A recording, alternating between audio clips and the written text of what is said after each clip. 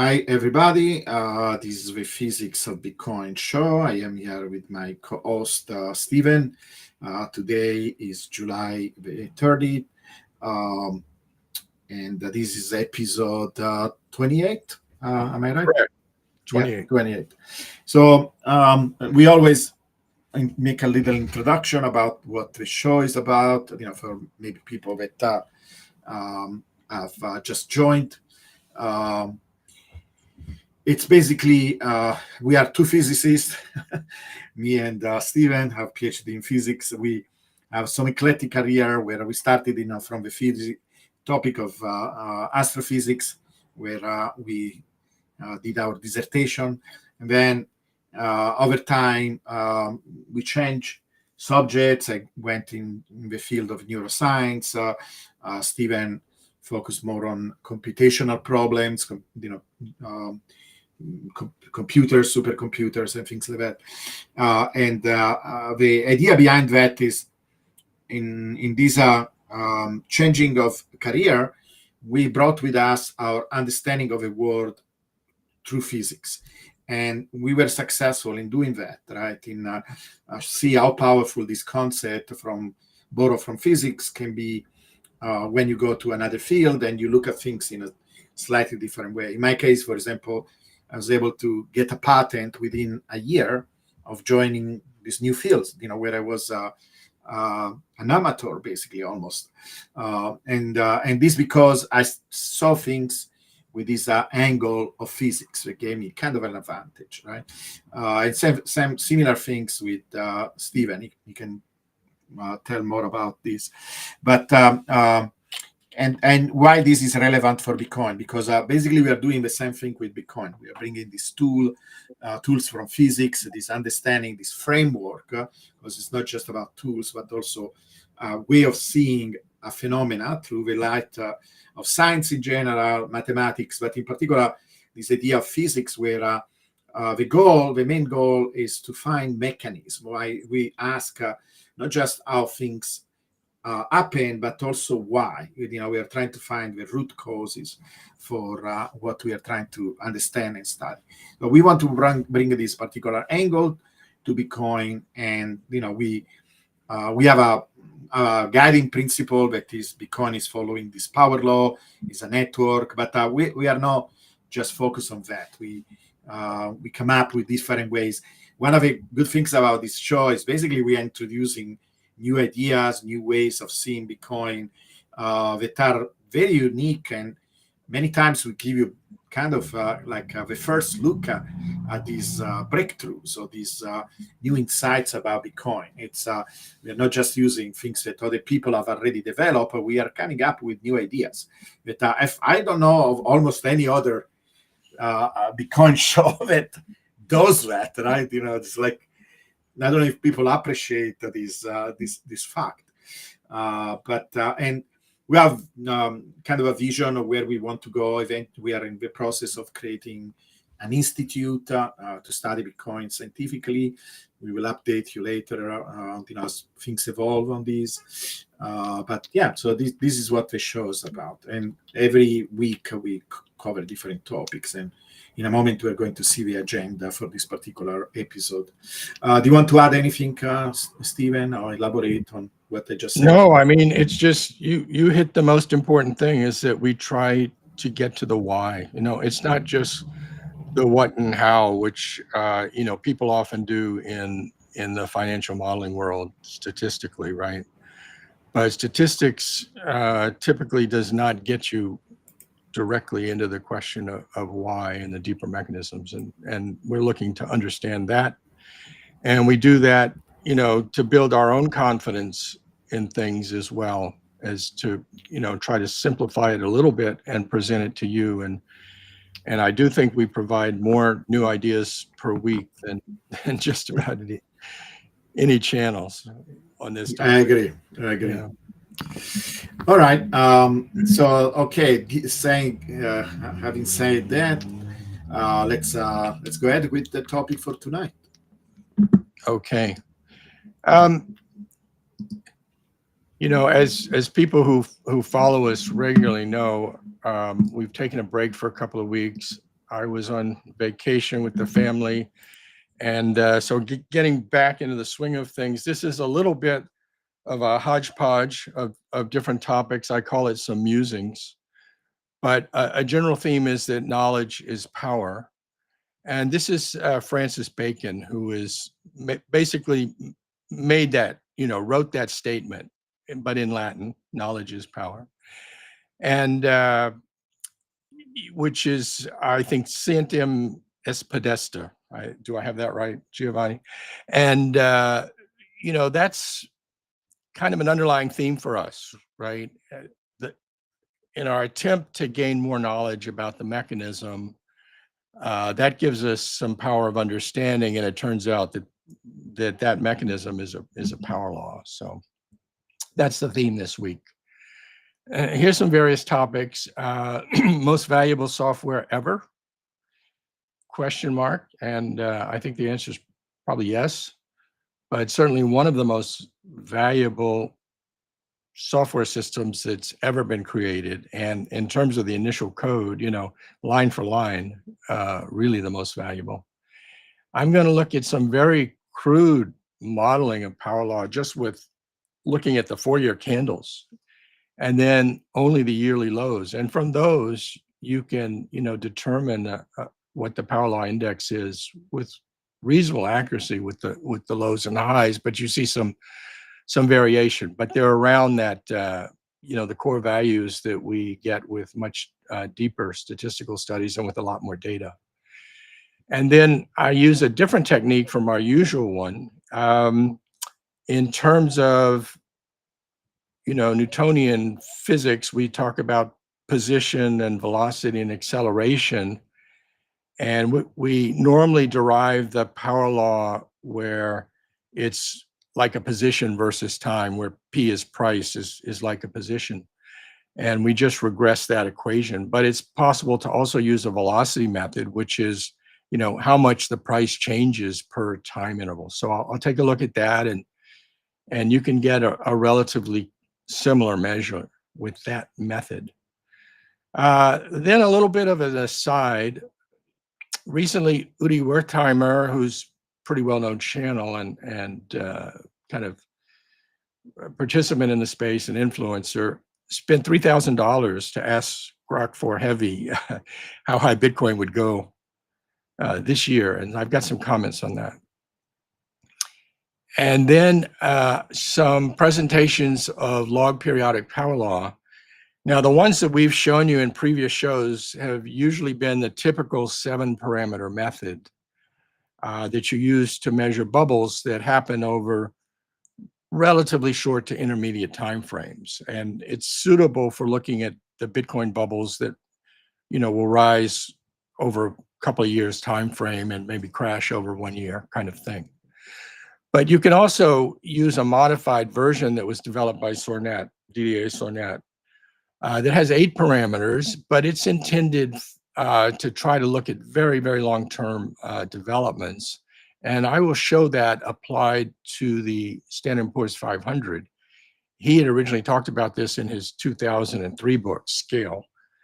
2003 book, Why Stock Markets Crash. You can see I'm coming back from vacation.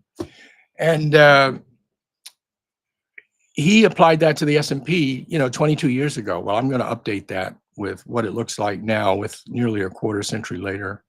And there's a kind of interesting idea that he presented there, which is holding up. Then the question is, well, can you apply that to Bitcoin long term? And I'll show why you cannot.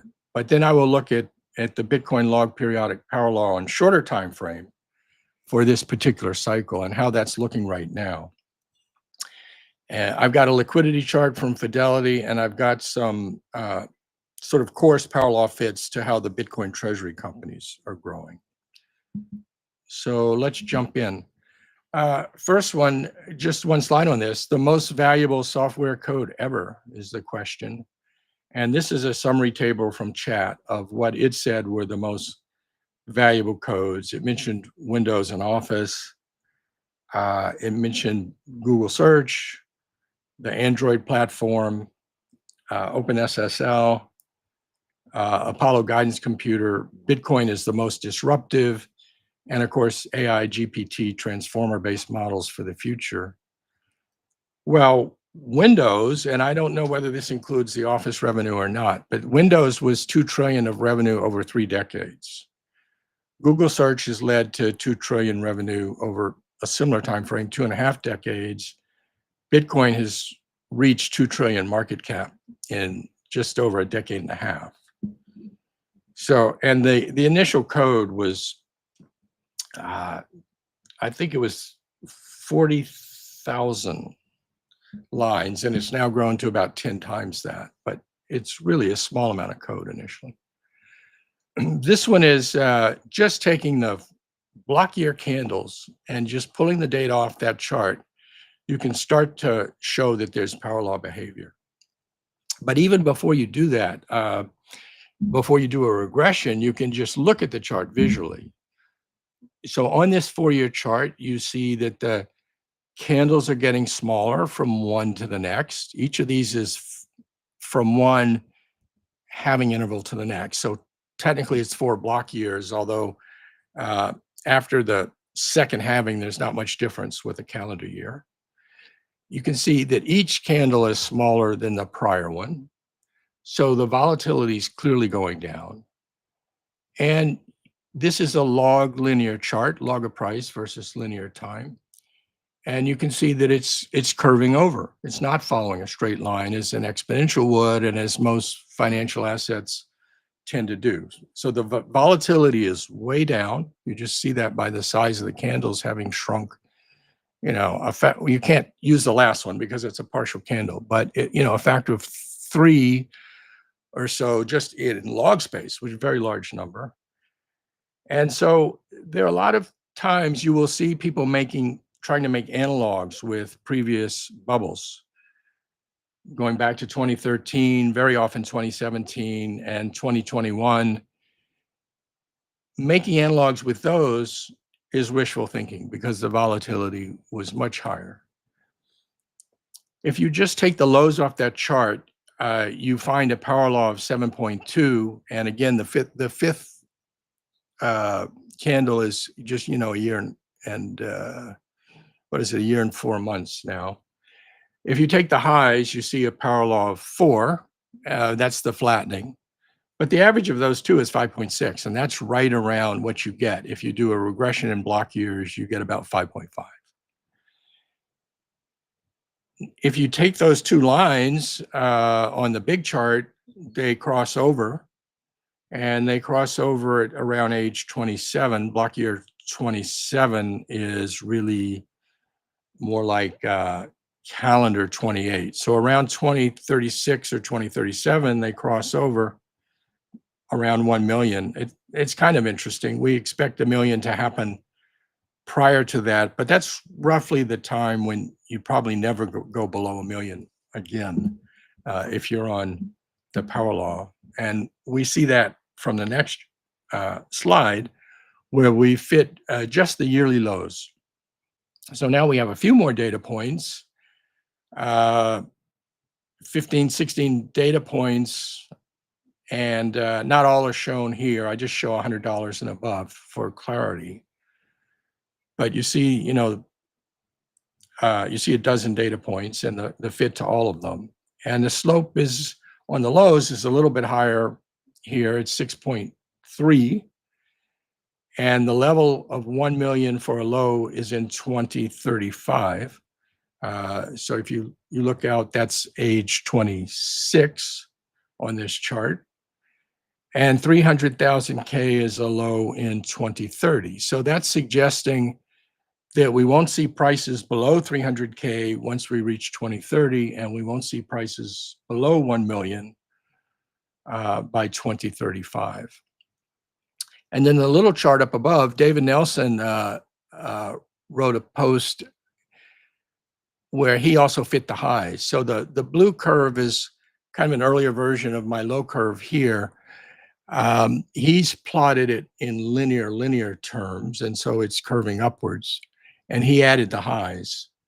And so you see the million from the highs hitting in the 2032, 2033 timeframe, and then again the 2035 timeframe for the lows.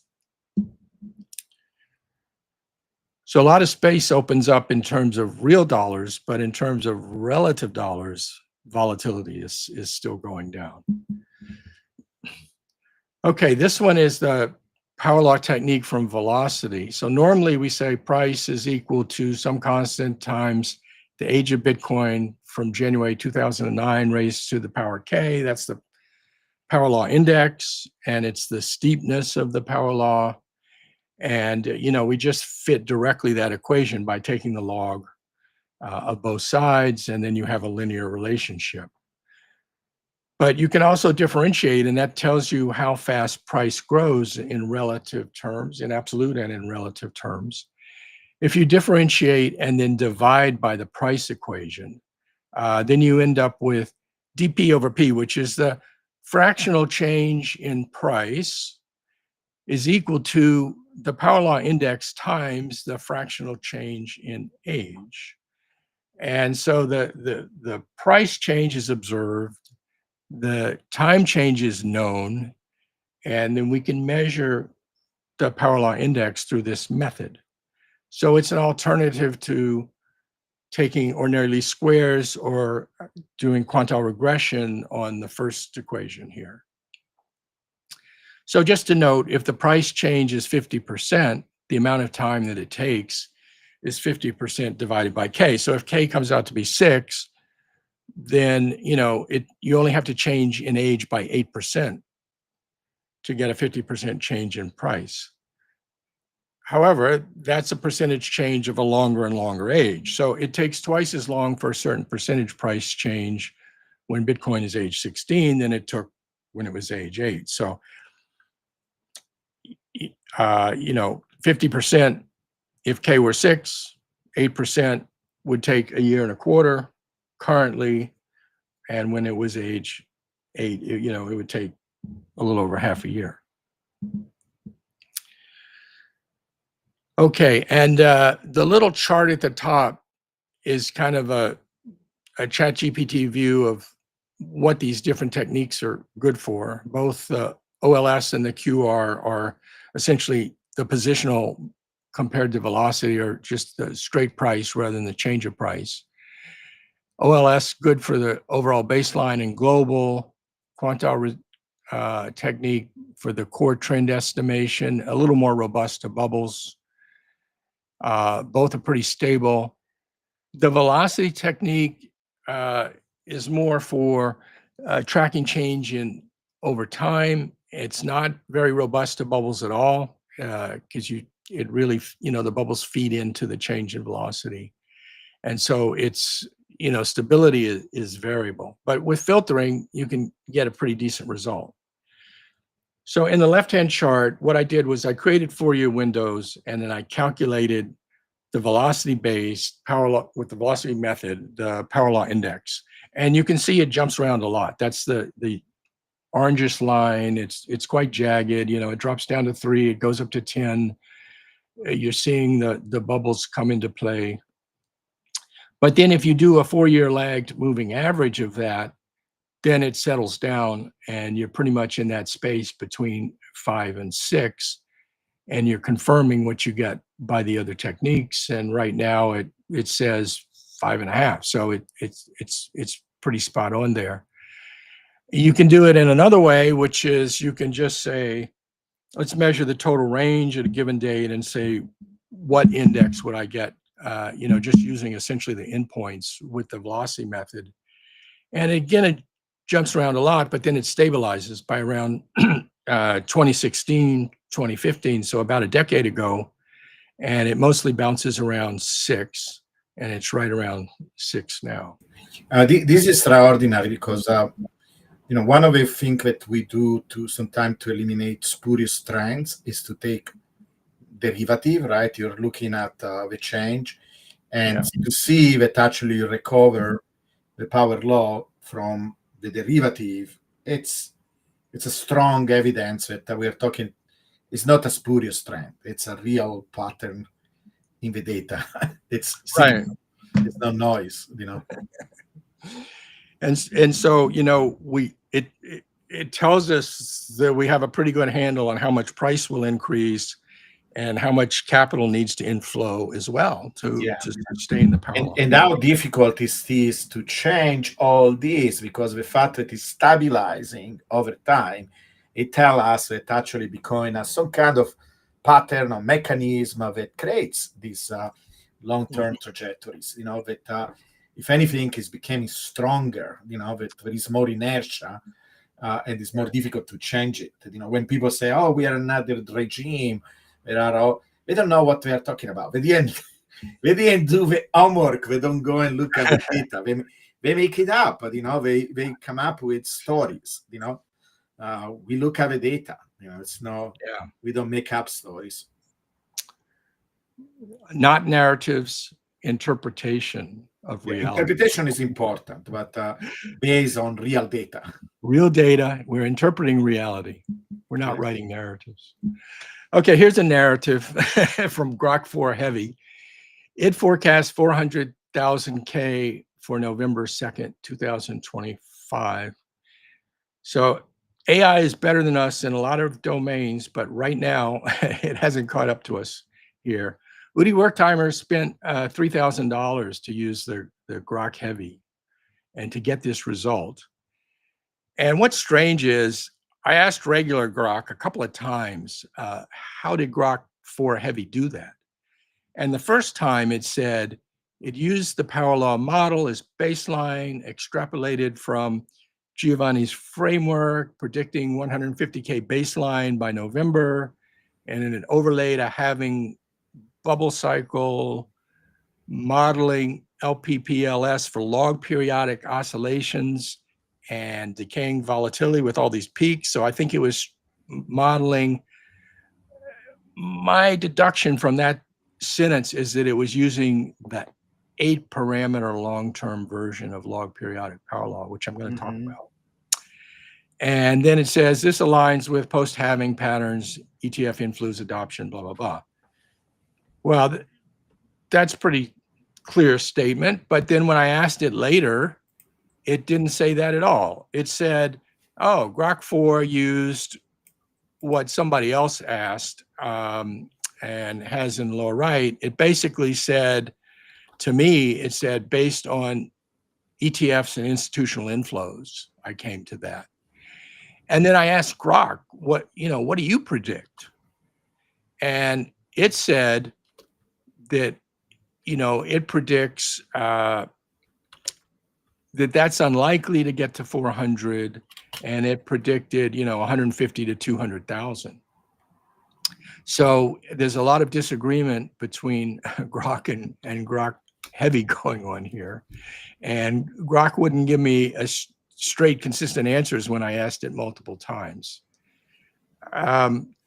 Just to refresh what I predicted by looking at the core power law trend plus the bubble mean and the bubble volatility, by the end of the year, a 1 standard deviation in the bubble space would be 185,000, and a 2 standard deviation would be 234,000. So, that's sort of the 200,000 domain, certainly not the 400,000.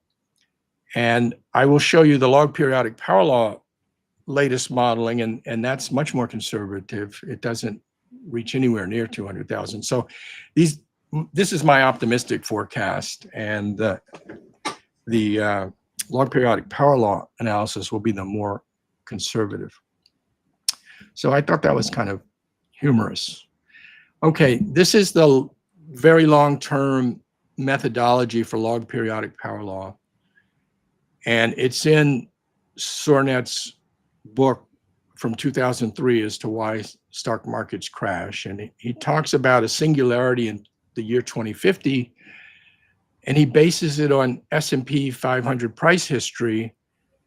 And he's basically talking about it in similar terms to Ray Kurzweil's singularity that, Ray has been predicting for decades would happen in 2045, and he has not changed the date. 3 decades ago, I think, or more than 2, he was saying 2045, and he's still been saying 2045. So I revisited this with another 22 years of data, and I refit it, and it says 2050 still for the critical time.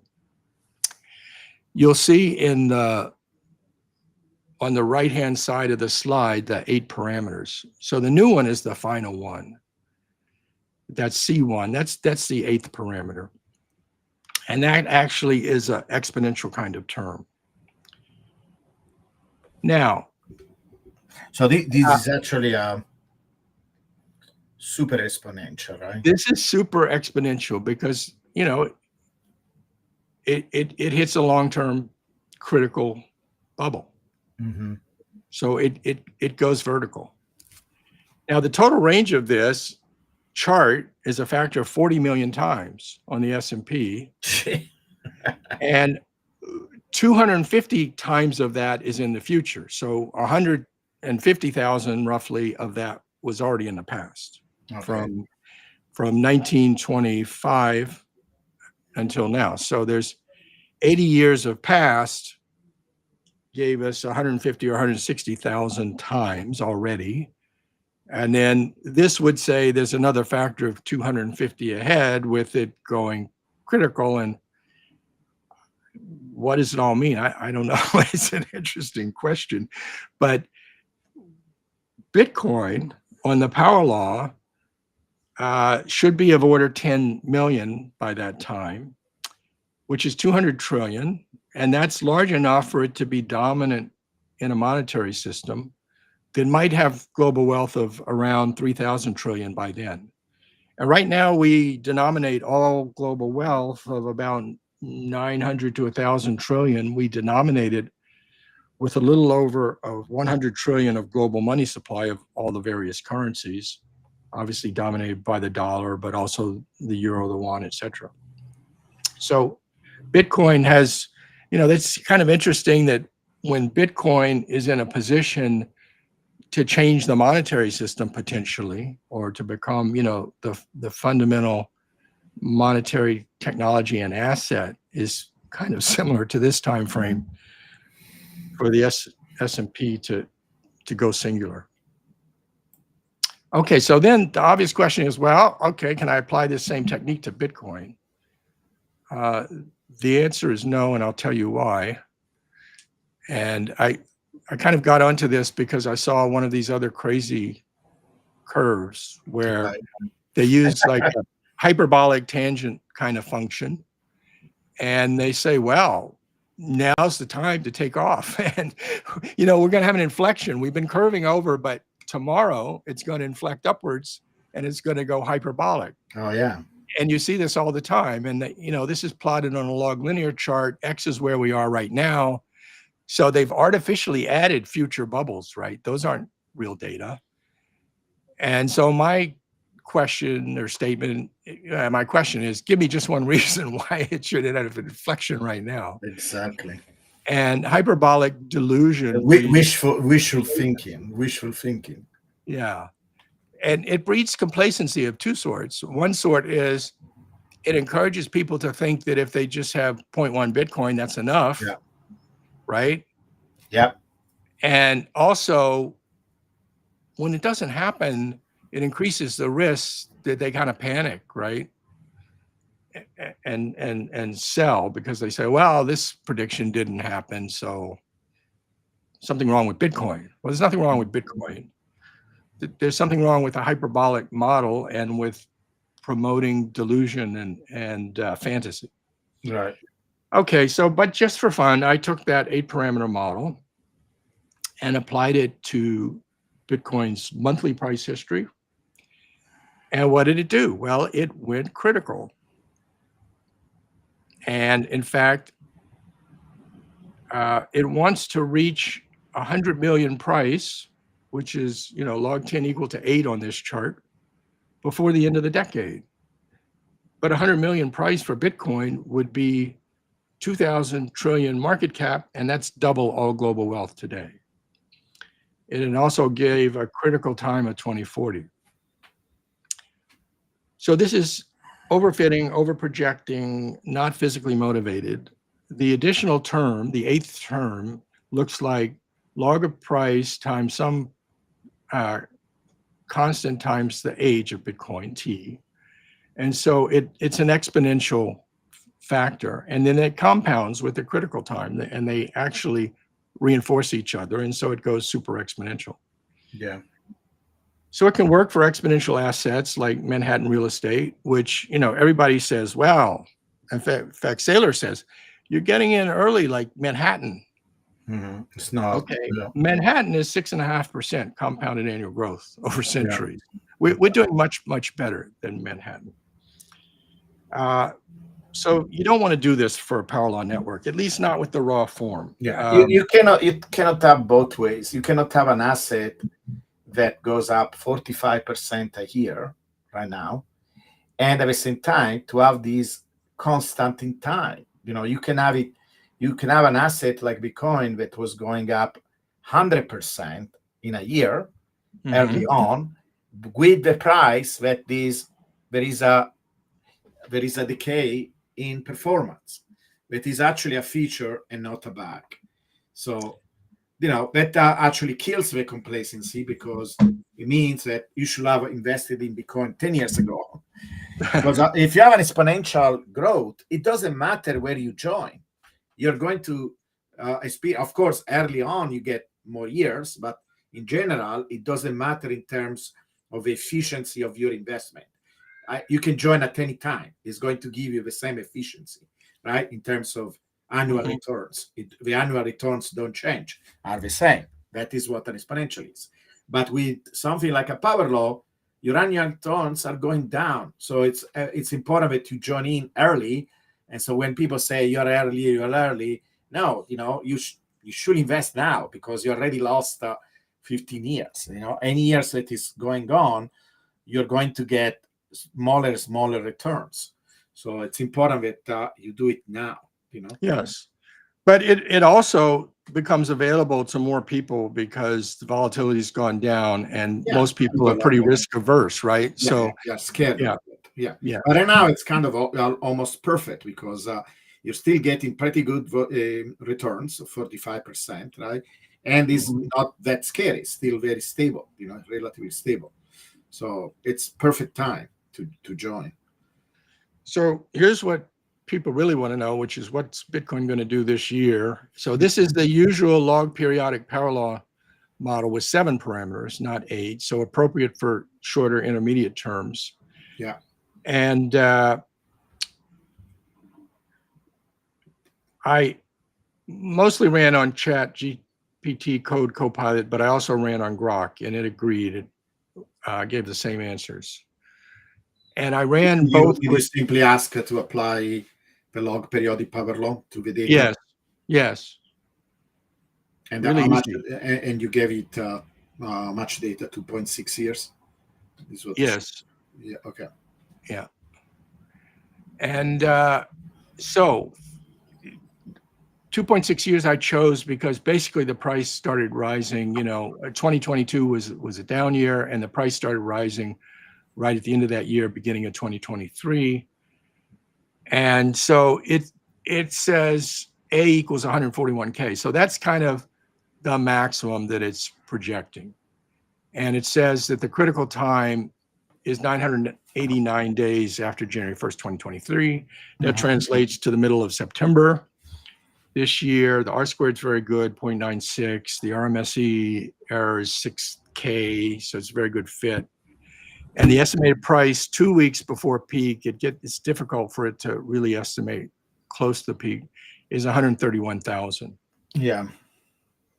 Now, if I run this could be also that there is a correction and then we continue to go up, right? It doesn't mean necessarily that is a huge big correction and it's the beginning of a bear market, but some big event is going to happen by November, right? I'll talk a little bit about September correction, but it's hard to.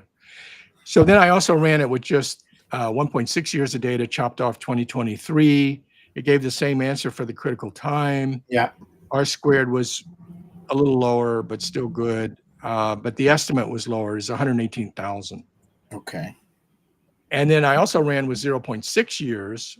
And so now I show all three stretches of time on one chart. Yeah. And this chart is only for 2025, so you can see things more clearly. And the shorter the time frame, like the 2025 only, is the red line. So it waves around more. It's sort of like particle trapped in a box, right? Right. It has to fit it within the walls, and its walls are closer in. And the other two lines are from 1.6 and 2.6 years.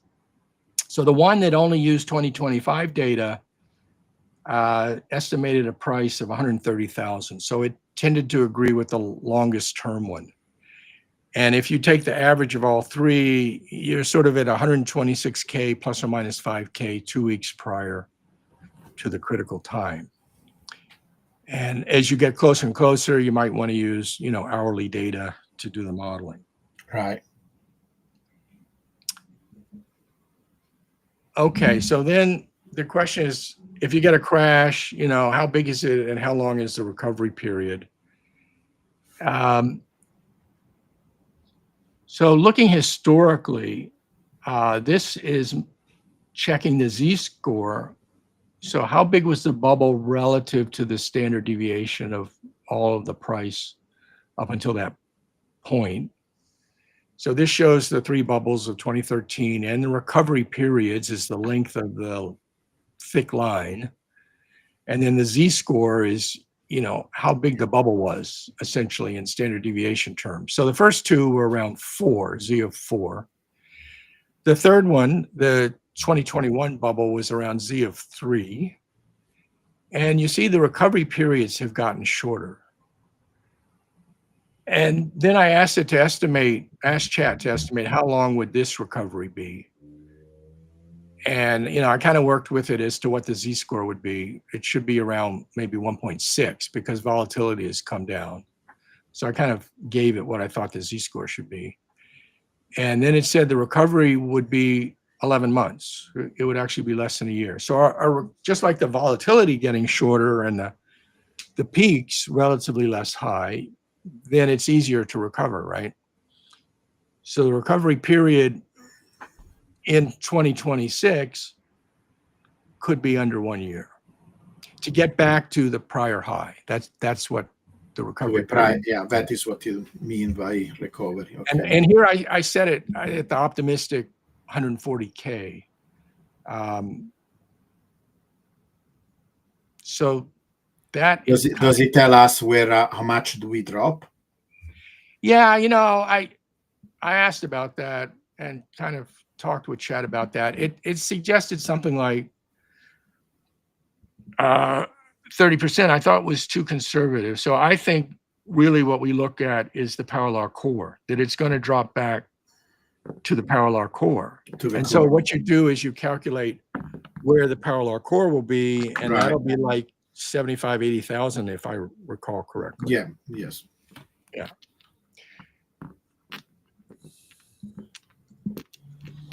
Well, I will not complain because there are a lot of opportunity, for options, all kind of things. If you have a clue of what is going on. Yeah. So if you know how low and what time frame, you've got some guidance. Yeah. This is the latest from Fidelity on the global money supply measure of liquidity, and I note that liquidity is only up 10% since the beginning of 2022 because actually the American money supply dropped for a while there, which was highly unusual. Yeah. But we're back into pickup mode, and particularly from the beginning of 2025, it's been picking up. It's the orange line here, and you can see it's relatively steep, growing from, well, the low of this is something like 70 trillion global M2, and now it's 114. And you can see that it's picked up by something like 10 trillion since middle of last year, roughly in the past year. So So that's good because it leads by about 1/4, 11 weeks, 13 weeks, something like that. So far liquidity is looking supportive. And I'll close with just a little bit on the treasury companies. Now, this is not the treasury companies. It includes the treasury companies, but it also includes the ETFs and a lot of exchanges and mining pools, et cetera, and even some corporate, some government holdings. So it includes Satoshi's coins. It includes the coins yet to be mined. It includes Coinbase, BlackRock, Strategy is only number 5 on this chart. Binance, Bitfinex, Wrap Bitcoin, the Fidelity ETF, and the U.S. government holdings as the top 10. So I said, does this look like a zip rank distribution? So we've got the Bitcoin held on the y-axis. We've got the rank on the x-axis. We've got 44 entries, and it's roughly a minus 1.26 power law. It flattens at the high end, as you would expect. It's pretty hard to get to, 3 million. I don't know if anybody's going to get to 3 million. Yeah. Maybe the U.S. government could do it. Maybe Saylor could do it, but there aren't many that could get it to 2 million or above 10%. So you expect a flattening, but the rest of it is fairly good fit to power law. And I think I don't have it written here. I think the Gini coefficient was in the 80 something percentile for this. 80 percentile? Something like that. How that compares with Gini coefficients from high 80s, which is quite unequal. Yeah. Yeah, a high Gini coefficient means it's quite unequal. Can you tell us about the Gini coefficient? What is meant? How it's calculated, or what it's supposed to represent? Well, it's just if you have a power law that's, I'm trying to remember the math. It's like, but what is supposed to represent? Well, what it represents is I know what it represents. The inequality of the distribution, right, of whatever it is. So it could be wealth or income or Bitcoin, or you could be talking about the sizes of lakes, right, in some countries. So it's a measure of how flat or steep the curve is, and if it's steep, it's a high Gini coefficient, which is a measure of high inequality. And in some cases, the Gini coefficient is not calculable in the normal way because it's defined such that it doesn't exceed 1. And so you can get distributions where it kind of doesn't apply. Mm-hmm. But the general idea behind ZIP is that you get a power law that's kind of like around -1. A ZIP law is actually got a -1 slope. Right. So here we've got the treasury holdings, the top 100 companies, and I've got it with and without strategy included. So the top one has strategy included, and you can see that that point is sitting way up there at close to 700,000. And in that case, and you have to use 2 segments because you just cannot fit it, the whole thing with a single power law slope. So the first segment is a -1.28, and then the second segment is much steeper because we've got all these new entries, and they don't hold very much. They have 100 Bitcoin, 300 Bitcoin. So it's really crowded down there, and they have a lot of work to do to kind of catch up. Yeah. If they're going to be viable, they need to get up towards the blue line slope rather than be on the slope that they're on. The Gini coefficient for the blue line slope is, the Gini coefficient for all the data, actually, regardless of the slope, just throwing all the raw data and calculating it directly from the data set, is 0.91 with master, and it's 0.79 without master. So the larger chart excludes master, and so the fit on the first segment, the blue line, is a rather different power law. It's -0.69 slope up to rank 15, and then it breaks back to a similar -2.7. So we will see whether other guys, can get up on this slope and sort of be on the same slope that Master's on. But right now, it's really broken out. It's very interesting that there are two regimes. It's really cool. Yeah, it is interesting, and it'll be interesting to see how they evolve. Now, this shows the growth of all the corporate treasury holdings in Bitcoin. And if you start from when it kind of took off and where you had more than about 1,000 or so, then you go back 5 years. And so if you use that as a starting point, it's kind of roughly a 2.5 power law. And it says that by 2031, it would amount to 10% of all Bitcoin. And by age, well, these are is in quarters. So it would be 1, 2, 3, 4, 5 by 50 quarters with 12 and a half years after 2020 by, 2033 or late 2022 already, but 2033, you'd be at 20% of all Bitcoin would be in these treasury companies on that projection.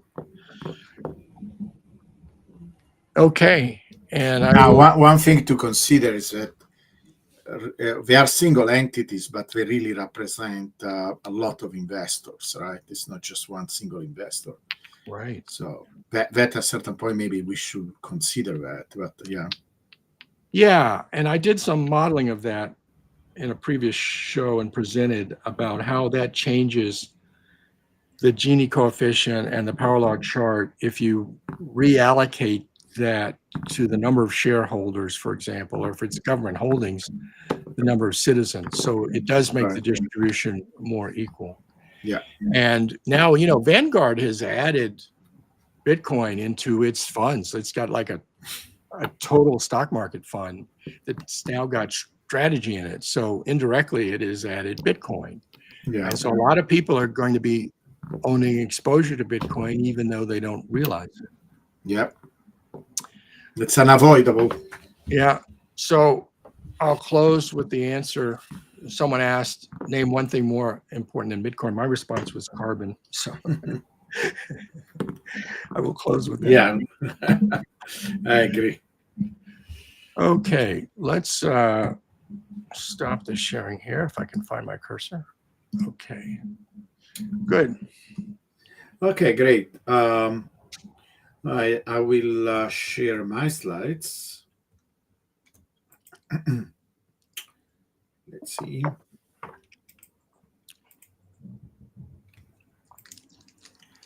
Okay.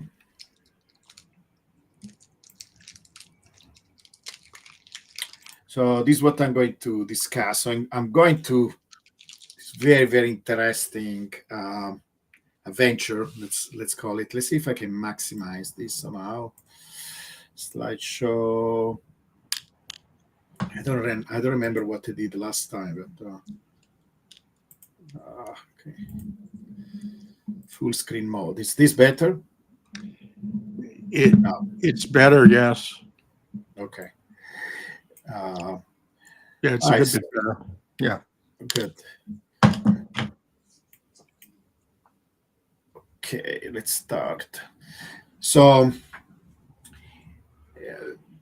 I'm looking at this idea, this concept that is probably not super familiar to a lot of people. In fact, even people that know a little bit of physics are still unfamiliar with this concept, even if it's becoming in modern physics is actually one of the most important core principle. I think it's an historical thing because physics, started basically with Galileo, Newton. They emphasized this concept of force, right? So force is basically this idea that if you anything that we observe around us is changing and is moving, right? In particular, if you're thinking about mechanics or how objects move in space due to some kind of a force, right? So now, of course, if the object is already in motion, will continue to move. That is the idea, and it changes is velocity or its trajectory by a force, if a force is applied. But constant motion is almost like you're not moving at all in a certain sense. So any change in motion, anything that happens, in terms of events, there is some kind of a force behind. Most of the things that we experience on this planet are actually due to the electromagnetic force. It's surprising, right? It's just one main force. The light that we observe, that tell us about the environment, the fact that you can walk on the floor, that is due to the electromagnetic force. Most of the chemistry inside your body is the electromagnetic force. The other force that we deal on a regular basis is gravity. And then in rare occasion, we have to deal with nuclear forces, right, with the other two forces. But so you can formulate physics through this idea of a force that Newton told us is the product of mass and acceleration. So an acceleration basically is proportional to the force, but inversely proportional to the mass. Eventually, in time, this idea of energy was developed, right? That is related to the force, but it took time to be evolved. People can go and look at all these concepts. Very fascinating to study physics from an historical point of view. But one other quantity that it took even more time to be developed is this idea of action. Okay, so action, first of all, in physics there are quantities that are scalar, so basically we don't have a direction, like energy, for example. Force has a direction, right? When you talk about force, force points in a particular direction. So this it doesn't have a direction, and it's related to the concept of energy. In fact, basically turns out it's related to energy by I can show you here. It's energy times time, basically, right? So energy is force times distance, and action, it's energy times time. Now, power, that is another concept. Basically, how much energy per second is used by some system, by a machine, for example. So if you take energy multiplied by time, so it's how much energy is applied in a system times the time that this energy is used or consumed by the system. Now, it turns out it's a very powerful concept because you can show that basically everything in nature tries to minimize, right? So you can think about calculating. So imagine you have an object that is moving from point A to point B. Let's see if I have a graph of that. I don't. Okay. But imagine you're going from point A to B, right? And there are many different ways you could go there, many different paths. Now, in nature, it turns out that there is one particular path that it depends by the environment, right? So if, for example, you could have empty space, in that case, you will not have what is called potential energy. So potential energy is basically the background energy that you have. Like, for example, if you are in a gravitational field, right? You are nearby the surface of a planet, or maybe you're a planet is nearby a star, and so there is a background potential energy. Or maybe there is a field, a magnetic field nearby, or maybe there is an electrical field. So an electrical field means there is some kind of object that is producing, as a charge, for example, and this electromagnetic field covers, it has a certain strength according to its distance from the source, right? So this potential energy will affect the trajectory of a of the object that is moving inside this space. And so it turns out that you could track all the possible paths that you can imagine, even paths that go very, very far away to another galaxy and then come back, etc. And now you calculate this quantity because you will basically do a calculation that looks like this. So you will calculate the kinetic energy, you subtract it from the potential energy, and you calculate the sum, right? You're going through this path, you can minimize the distance, you can break down this path in small little chunks, and then you calculate at every particular chunk, you calculate the kinetic energy, the potential energy, you subtract the two, and you sum, right? You sum all these little intervals over time. And when you do this, basically this is what the action is, right, for that particular path.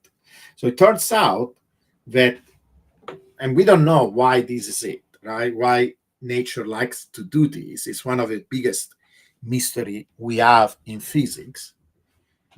It likes to minimize this quantity. So the path that come to, there is one unique path that minimizes this quantity, and this is what nature likes to do. Now, there is an interpretation of reality that is what Feynman proposed, is that actually the particle follows all the different paths. It doesn't follow one path, but somehow all the other paths kind of cancel each other. But we are not going there. You can look it up. It's called Feynman integrals, but it's a really fascinating idea. And by the way,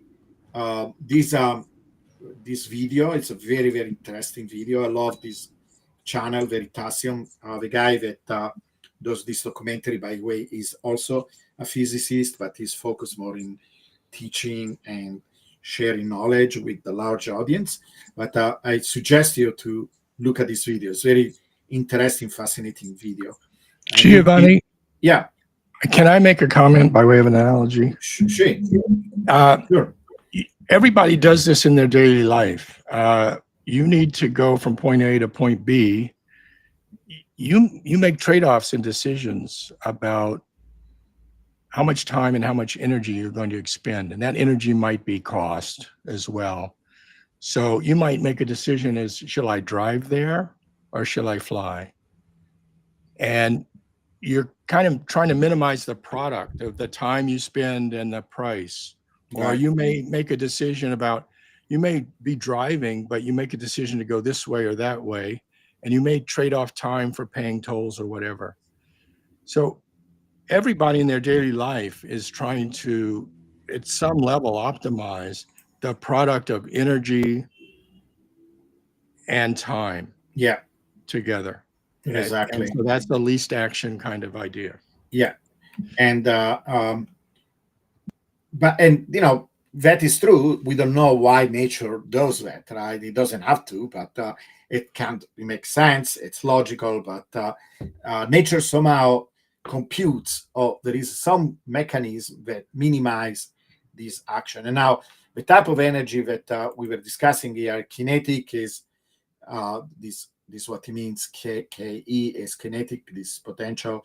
Kinetic, it's the energy associated with motion itself, right? It turns out that is the mass of the object multiplied the square, and then divide by 1/2. How that is derived is another topic, but that is how you calculate the kinetic energy. Now, the potential depends on what you're dealing with. Are you dealing with gravity? In this case, this will be the potential that you get by an object that is nearby the Earth. The G represents the acceleration due to the Earth gravity. It will be more complicated if it is a planet nearby a star or whatever. But near the surface of the Earth, the acceleration due to gravity, because gravity, remember, is a force. A force creates an acceleration. It's a constant. If you take a physics class, it's 9.8 meter per second squared. But and then it's proportional to the displacement, right? So how far you're going how far you are going um, from the surface of the Earth, x.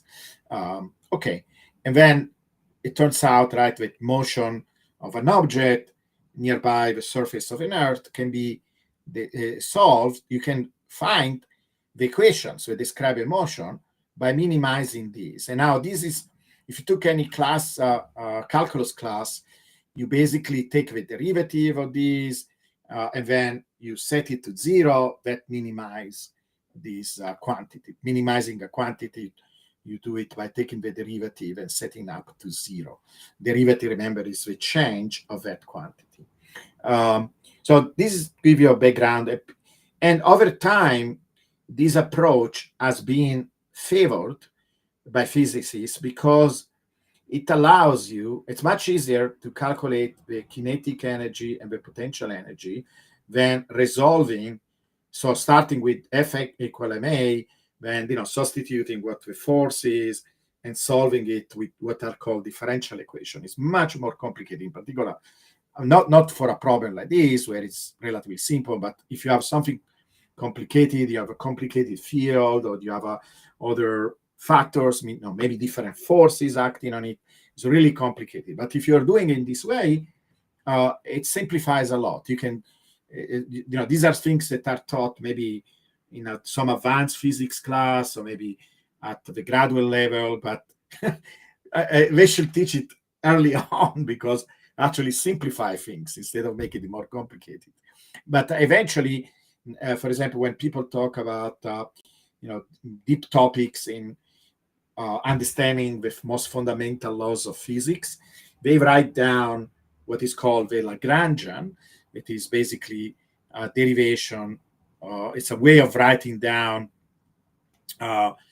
basically the solution for this, right? So I told you take the derivative with respect to time because you have variables. You have you basically have two variables. You have this q that is basically the velocity and time. So you take the derivative with respect to both of these variables.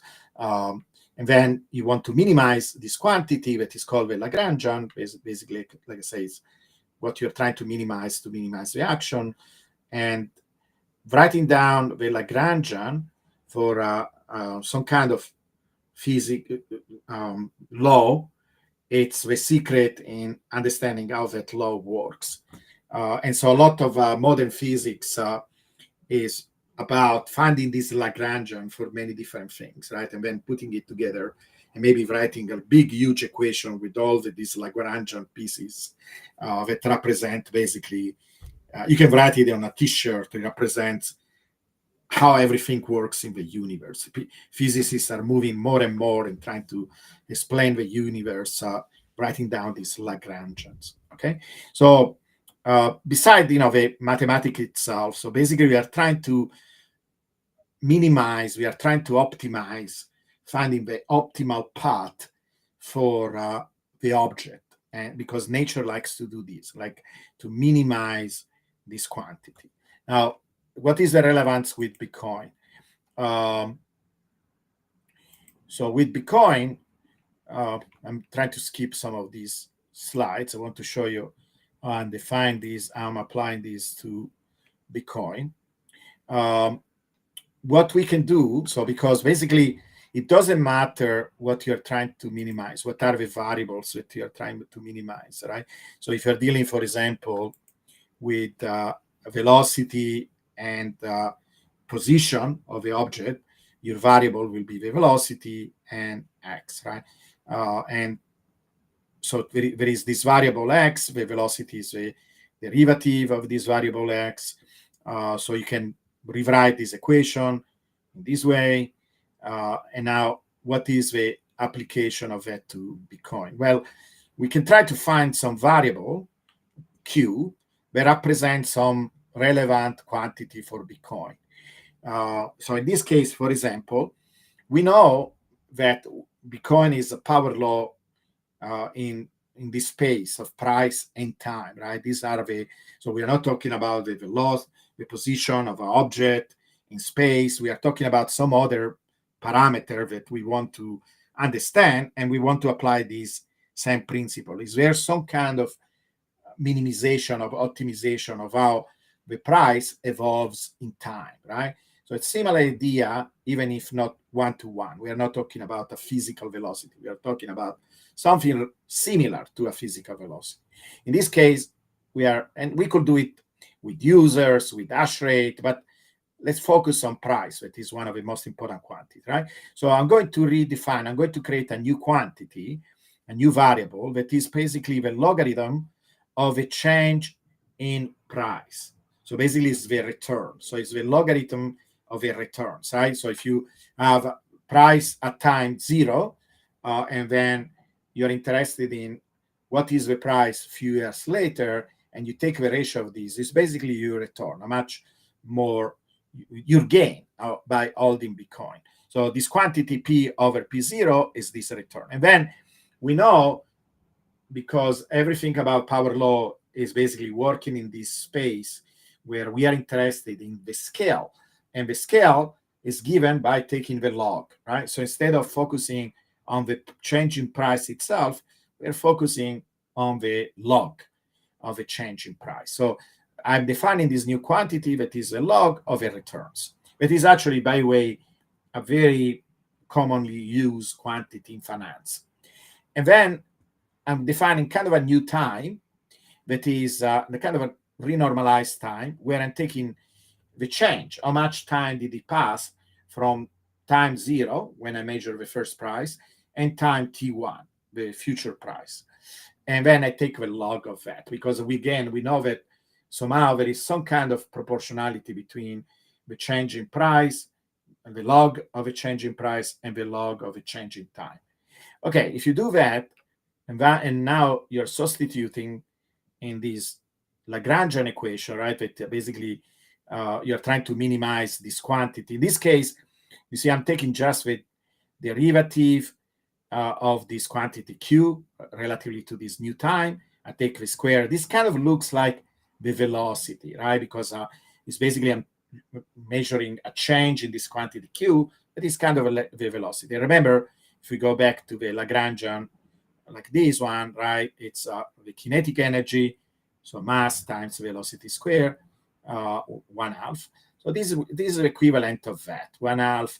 Now, mass, I could introduce a mass, but it's going to be a relative kind of arbitrary number, M1. It will be, if you add many different things to compare, maybe mass was relevant, but here it's not, right? You can make mass equal to 1. So it's not an important parameter. And then you take the derivative, right? You take the integral, so you're summing these over these changes in the log of time, the ratio of the log of times. Now, you may notice that there is not a potential here. We could introduce it. That will be that will be the next step. What is a potential, right? You could think, maybe is a change in liquidity. So it's something that I want to discuss with Stephen. Maybe we can make up some interesting or relevant potential that represents how the external world interacts with Bitcoin. Here is more like if you're looking at something that is neutral, where Bitcoin is not really influenced too much. It's all internal dynamics. So like a particle moving in empty space. And so then, you apply this Lagrangian, you're taking the derivative with respect to time, with respect to the velocity itself. This is how you write this equation, and what you get, you recover the power law. So this is basically showing that if you start with something like this, and you apply these equations, that are the typical equation that people try to solve in minimizing S, you get a power law. So the power law is almost like some kind of a geodesic, right? Also this principle, it's also related to the principle of a geodesic, right? When an airplane is trying to go through two different positions, it's not going to really on a flat, straight line. It's trying to follow the curvature of the Earth to minimize the distance on something that is spherical. So basically, this shows that the minimum distance in a space where the logs of a scale is considered, it's the power law. It's a it's almost, I don't say a triviality, because we know that we get a straight line, that the power law is a straight line. So a straight line is a geodesic in that space, but it's cool to see it derived in this way, like starting with this principle of least action, least action.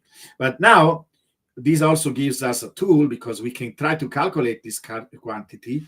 And so what I did basically this experiment. I draw, in this space, right, in the log space, I draw many, I ask the code, I wrote a code where I create many different paths, Here I'm selecting some of these paths, but there are paths that go above the power law, paths that go below the power law.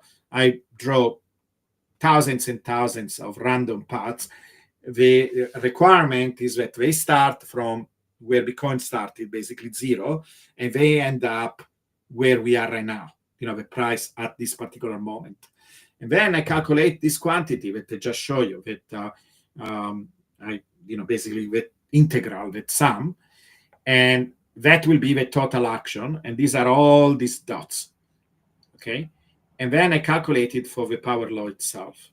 And the power law, it's the minimum. So both in theory and through experimentation, we can show that following the power law minimizes the action. It's the smallest possible action that you can get in this space of log. So the idea will be this. If you are looking at a process that is scale invariant and that is a power law, and you're working in this space of a log of price and the log of time, then the power law is the path of least resistance.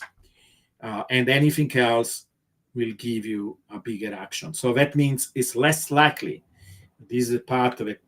It's the most likely path. Now, we know that Bitcoin, the real Bitcoin price, right, didn't follow perfect power law. So there are deviations. But this is why also it wants to go back to the power law, because that is what is the most likely the path of least resistance, in a certain sense, for a process that is scale invariant, right? Now, the next step will say, well, why do we have a scale invariant path in the first place? And they think that could be answered by introducing some kind of a potential that makes sense. And then in that case, we show, even alternative path, like for example, an exponential or things like that, will not be the least, the path of least resistance. It will, even in that case, you will have a bigger action. So that is the next step. But this is already interesting. It's a very interesting perspective, right? It gives us more insight and more depth on why Bitcoin follows a power law in the first place. Okay, so this is it's some preliminary result, but this is what I'm exploring at the moment. Do you have any comment, Stephen? Yeah, very interesting. I think the question around the potential energy component is what we have to think about is how does liquidity flow in? What are the channels? Because it's the liquidity flowing in through those channels that imparts momentum to Bitcoin, right? So we've got a momentum measure. And as far as mass and momentum, that could be the dollar, the unit. Right. Could be an ounce of gold, right? Representing Yes. the mass. But, the channels are really how is capital being raised by the treasury companies, for example. Yeah. So capital flows into the ETFs is kind of direct purchase. It flows into the treasury companies as they go out to mostly the bond market to raise money, right? Mm-hmm. And then if governments build up strategic reserves, they're mostly going out to the bond market too. So I think the biggest pools of capital are the bond market. Sometimes people sell stocks to buy Bitcoin. So to some extent, the equity markets. Sometimes people will sell real estate. But I think right now it's the bond market. Where on the curve, the duration curve, I'm not quite sure. Saylor just put out this latest one, which is like money market fund or commercial paper. So it's an alternative to treasury bills, short-term money, but he's also got longer term paper there. Yeah. So it's some integral over the primarily the bond market currently, I think. Yeah. So yeah, we can come up with a potential that makes sense, or maybe different examples, and say, okay, under all these conditions, you will still get a power law, right? Maybe with some general principle, like I don't know that um, maybe scaling variance needs to be invoked. I don't know if we can derive it from the potential, but yeah, it's something to think about. It's a very interesting thing because it will tell us that Bitcoin is doing what it's doing because it's really the best way for a monetary system, for an alternative monetary system, right? That is the entire story. We are seeing a transfer of wealth from the traditional financial system to this new system, and you want to do it in a way that somehow optimizes some kind of parameter, right? And it could be the time that it takes, or avoiding singularities. We could try to many different ideas, but I think it's a very powerful principle because it really goes to the core of using physics ideas, right, to describe how Bitcoin behaves. And there is no more core idea than the action principle in physics. And so it will be really powerful. I think I'm already happy with this result because basically saying if you invoke scaling variance, then you don't have an alternative. You have to go through a power law. And we know that Bitcoin didn't follow a perfect power law. So actually you can try to measure these deviations, but and why they are periodic and so on, right? So maybe that also means that there is some kind of a potential that changes in time, right? That is also periodic. Maybe the bubbles are caused by a change in the potential that pushes the price away from a perfect power law. So it's a kind of a very interesting investigation path, I think. It gives us a language that we can use to try to describe many different properties of Bitcoin. But even if some things are after the fact seems not really trivial but expected, like for example the fact that all these parts, it was very satisfactory to see it happening through an experiment, right? Because people would love for the price to have done something different, right? But anything else will have actually made the action bigger. That means they are really unlikely, path.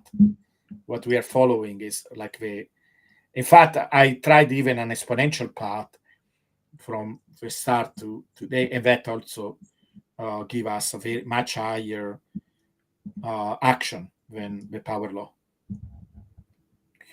And I suspect it's the same thing. If we start to leave a power law and we follow an exponential, the action will be much higher. So it's very unlikely path.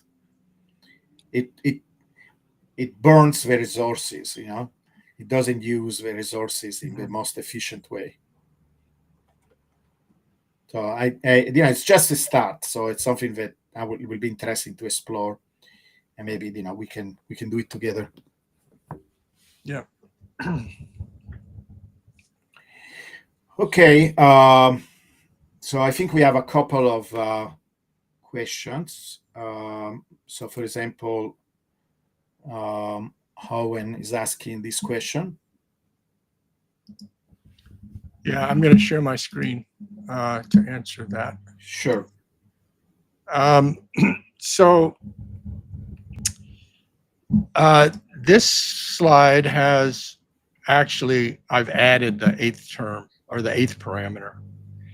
So it's the same equation plus an additional term. So if you look at the ABC and the critical time and the M and the omega, and there's also a phase term phi, and you add those all up, that's 7 parameters. So that's the usual model.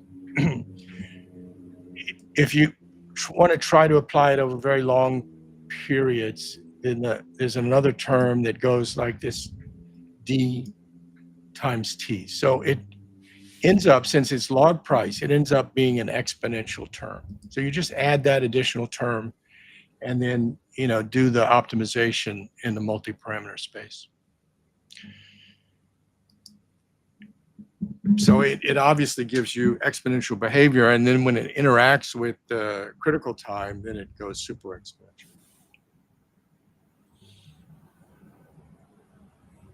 Mm-hmm. Yeah. Okay, and then we have this other question. Yeah. Well, I presented, I think it was in the last show, but in one of the last couple of shows, I presented the concept that these Bitcoin treasury companies have the opportunity to turn themselves from something that has corporate exponential dynamics into something that has city-like power law dynamics, and thereby making themselves much more Lindy, much more long-lived. Corporations typically will last a decade or maybe 2 decades. Very rare to last 50 years for a company. If you turn yourself into primarily a Bitcoin treasury company, you're going to behave like Bitcoin plus, some some alpha that you try to generate through financial engineering and issuing securities and using that to buy more Bitcoin. So underlying that, you're going to have a power law nature. It's sort of like power law plus whatever you can do on the financial engineering side. And so my expectation is that when companies get to a certain critical size of Bitcoin that they hold, and also you have to consider what percentage of their overall valuation is Bitcoin, then yes, they will start manifesting themselves more like long-lived cities. And I think strategy is already there. They're of a scale now of, similar to a mid-sized American city of 400,000 or 500,000 people. And so they've got the benefit of that. And other companies are I think that's where there's this rush. It's the same problem that Saylor initially had in 2020, and he realized that he was treading water, that he couldn't stay ahead, and he couldn't catch up with the AI companies because they had such a big lead. So he couldn't transform his, that would be the normal thing. You'd expect to transform your company to a new business strategy. But he said, no, I need a new finance strategy in order to get out of this trap of treading water and getting ahead of the curve. So he's done that, and others are trying to do that. And the top few will succeed, and a lot may not reach the scale. Mm-hmm. Okay. All right, guys. If we don't have any other questions, got some compliments. People were missing us and things like that, but I don't see any other relevant question. We can adjourn the meeting and see each other next time in a week from now. Thanks, everyone. Bye, everybody. Thank you so much.